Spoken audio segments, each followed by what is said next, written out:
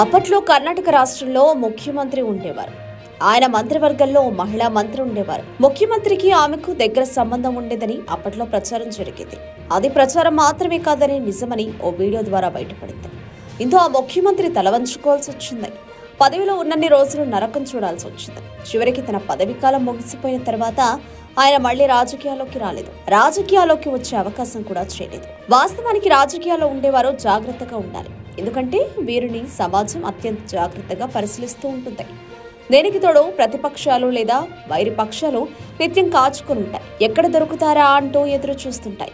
బలహీనమైన క్షణంలో చేసిన తప్పు కనుక వీడియోల రూపంలో ఆ వ్యక్తుల చేతికి పెడితే ఇక చెప్పడానికి ఏముండదు.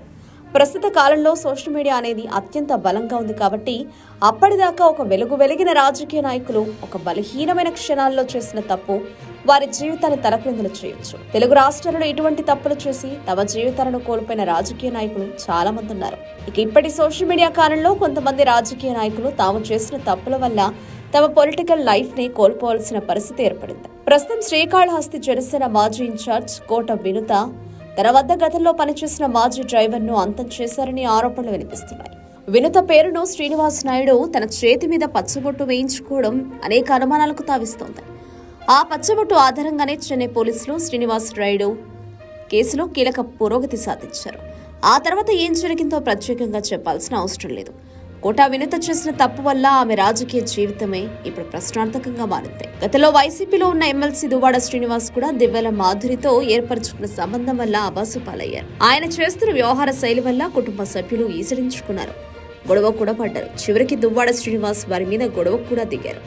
అసెంబ్లీ ఎన్నికలకు ముందు ఈ పంచాయతీ జరగడంతో శ్రీనివాస్ రాజకీయ జీవితం ఒక్కసారిగా మారిపోయింది. ఇటీవల ఆయన కొనసాగుతున్న పార్టీ నుంచి సస్పెండ్ కావాల్సి వచ్చింది. దీంతో ఇప్పుడు ఆయన రాజకీయ జీవితం 4 రోడ్ల కూడలిలో ఉంది. ఎప్పుడు ఎటువంటి మలుపు తీసుకుంటుందో తెలియడం లేదు.